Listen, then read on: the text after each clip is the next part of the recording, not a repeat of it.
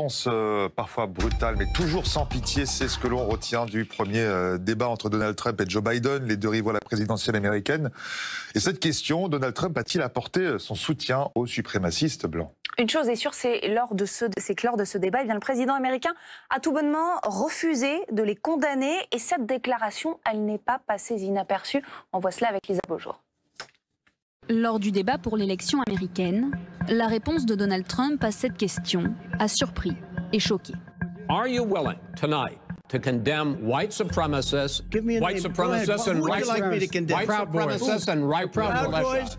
Stand back and stand by, but I'll tell you what, somebody's got to do something about Antifa and the left.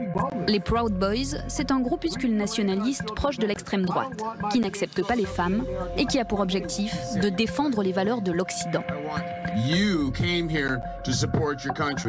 Considérés comme un groupe de haine, les Proud Boys sont de fervents soutiens de Donald Trump. Ils ont donc qualifié d'historiques les propos du président et ont clamé leur fierté sur des groupes de conversation privés. Le président Trump a dit aux Proud Boys de se tenir prêts car quelqu'un doit s'occuper des Antifa. Eh bien, monsieur, nous sommes prêts. Nous nous tenons prêts, monsieur. Trump leur a dit d'aller se faire foutre, ça me rend si heureux. Les membres des Proud Boys ont ensuite diffusé leur logo sur Internet, auquel ils ont ajouté les propos de Donald Trump. Stand back and stand by. Reculez et tenez-vous prêts. Ils ont même mis en vente ce t-shirt, qui reprend lui aussi les mots de Trump. Et avec notre invité en direct dans le 17-19 de France Info, Sofiane Al-Sabag. Bonsoir, merci d'être avec nous. Vous êtes professeur à New York, vous êtes également spécialiste de la politique américaine. Comment on perçoit justement dans le pays ces paroles de Donald Trump qui ont, il faut le dire, surpris hier soir?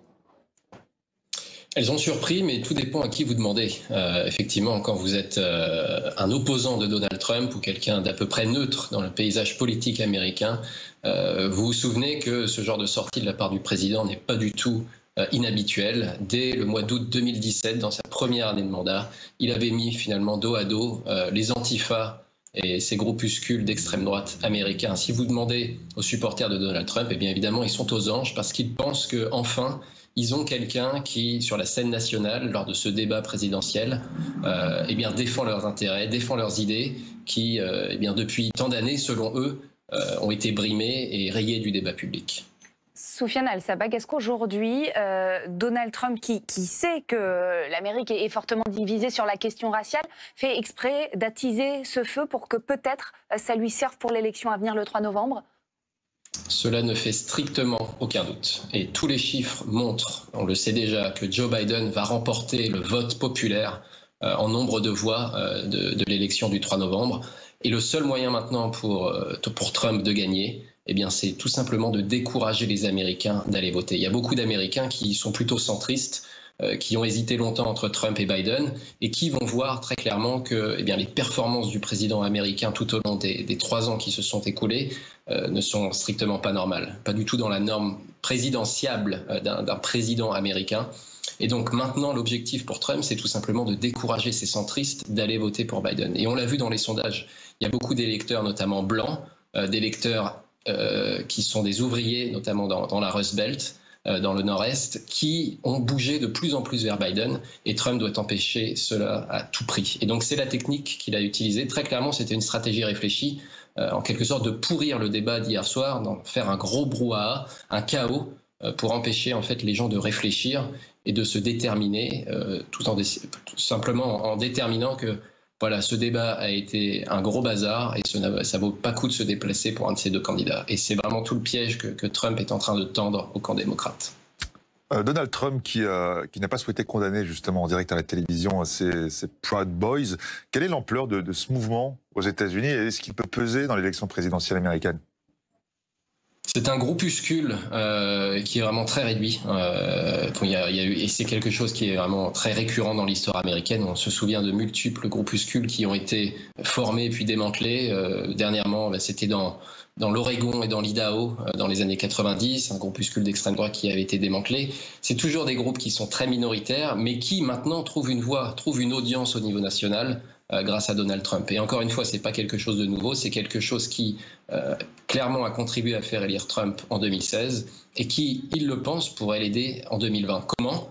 pas en nombre de voix vraiment, parce que ces voix sont acquises, mais par contre, l'objectif de Trump est très clair, c'est d'intimider les électeurs qui, se déplaçant pour aller voter démocrate actuellement et puis dans quelques jours jusqu'au 3 novembre, en intimidant ces électeurs, eh bien, il va essayer de réduire les marges de Joe Biden dans des États clés. C'est une démarche qui est totalement illégale dans tous les États. Donc il faudra surveiller, je crois, cela de très très près. Et l'État de droit, pour défendre la démocratie américaine, aura un rôle capital à jouer.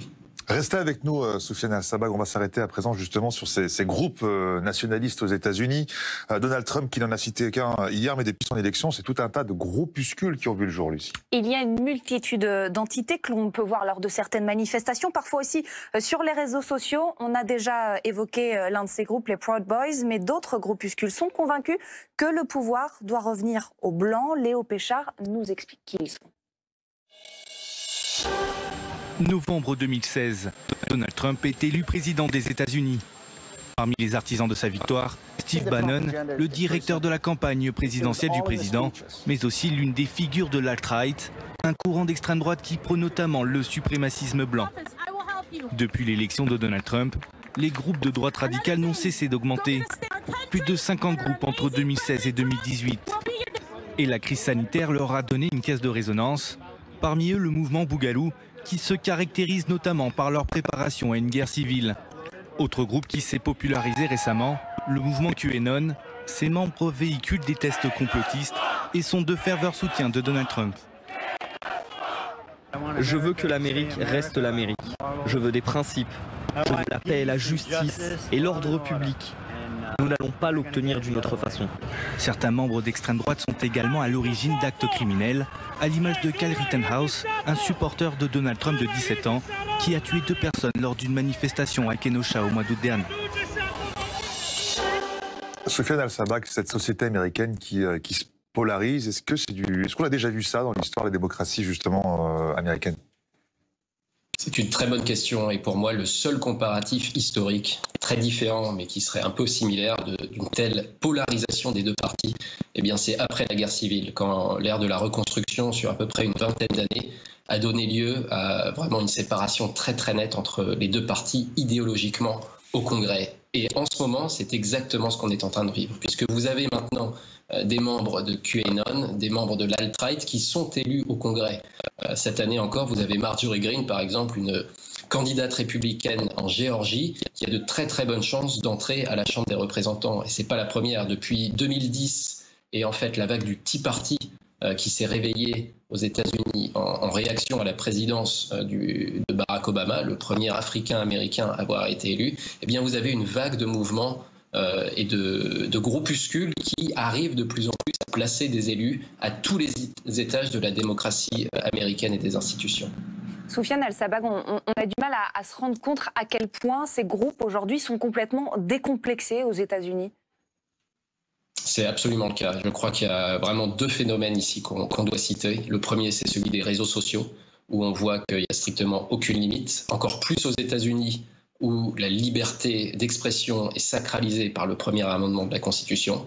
Et puis deuxième point, Donald Trump, qui depuis vraiment le mois de juin de 2015, quand il a déclaré sa candidature, a montré que son objectif était vraiment de donner une voix à toutes ces personnes qui se sentent oubliées par les politiciens, disons, traditionnels, et il leur a donné une caisse de résonance absolument immense. Et comme je le disais, il y a des conséquences extrêmement concrètes à ça. Il y a des élus qui arrivent, il y a des juges, on est en train de le voir à la Cour suprême, qui sont anarcho-conservateurs, qui vont bientôt décider de la validité ou non de la constitutionnalité des lois américaines. Et tout ça, encore une fois, l'élection de Donald Trump, la puissance qu'il a donnée à ces groupes va avoir des conséquences extrêmement concrètes dans les décennies à venir pour les États-Unis. Merci beaucoup, Soufiane Al-Sabag, d'avoir été avec nous.